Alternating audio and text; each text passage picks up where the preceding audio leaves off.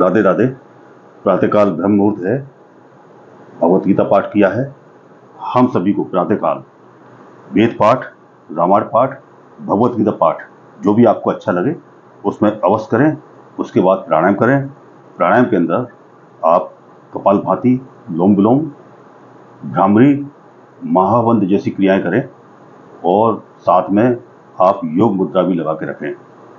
उपरांत आप अपने शरीर में स्थित 7 चक्रों पर ध्यान लगाएं, जिससे आपके शरीर के आंतरिक ऊर्जा ठीक रहती है और सिस्टम सही रहता है और आप स्वस्थ रहते हैं। तो पिछले वीडियो में मैंने आपको अलग अलग 7 चक्रों के बारे में, उनकी मुद्राएं और उनके मंत्रों के बारे में समझाया था। आज मैं आपको 7 चक्रों का एक साथ पुनः आपको बताता हूँ। हमारे शरीर में 7 चक्र, प्रथम नीचे जो रीढ़ की हड्डी का एंड होता है वहाँ हमारा मूलाधार चक्र होता है।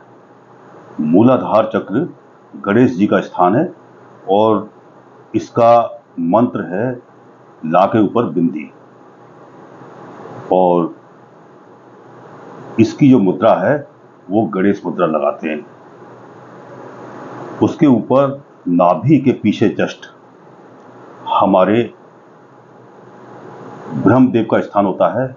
ये स्वादिष्ठान चक्र है। स्वादिष्ठान चक्र में हम ब्रह्म मुद्रा लगाते हैं और मंत्र इसका बा के ऊपर बिंदी।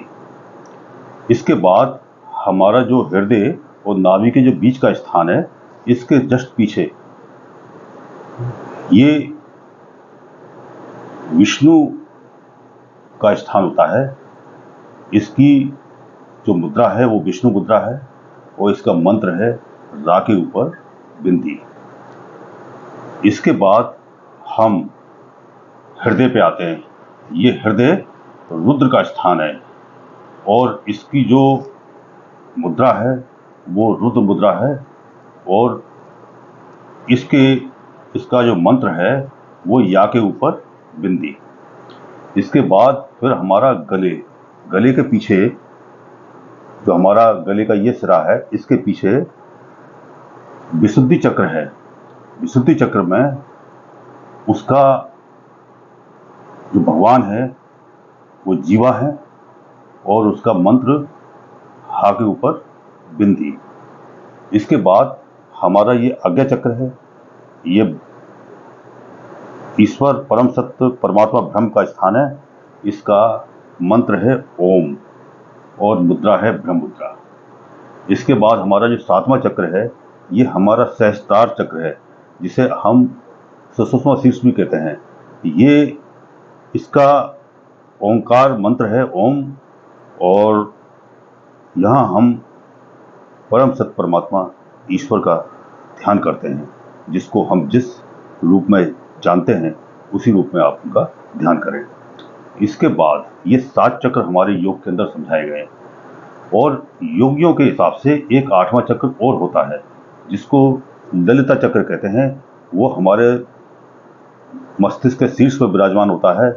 ये वो चक्र है जहाँ से हमारे जो योगी जन हैं, ऋषि मुनि जन हैं, वो उनका जब अंतकाल होता है तो उनकी जो आत्मा है वो शरीर के विभिन्न मार्गों से ना निकल के वो ललिता चक्र से निकलती है, जिससे वो सीधे परम धाम को प्राप्त करते हैं और उनकी मुक्ति होती है। तो ये चक्रों पे जब आप ध्यान लगाते हैं और मुद्रा लगाते हैं और साथ में मंत्र का जप करते हैं तो आप अध्यात्म की गहराइयों से आप उसका लाभ प्राप्त करते हैं। और ये हमारे ऋषि मुनियों का एक बहुत बड़ा शोध चमत्कार है। इसको आप करें, नियमित जीवन में करें। आप इसको किसी को प्रकट करने की आवश्यकता नहीं है, किसी को बताने की आवश्यकता नहीं है। बस आप इसको करते रहेंगे तो अभ्यास आपका चलता रहेगा। इसके बाद अगले वीडियो में आपको समाधि ध्यान के बारे में आपको बताऊंगा। ध्यान कैसे लगता है, क्योंकि हम सांसारिक जीवन में इतने उलझे हुए हैं कि हमारा मन ध्यान में लगता ही नहीं है। उसको कैसे प्राप्त करेंगे इसके बारे में अगली वीडियो में आपको बताऊंगा। धन्यवाद।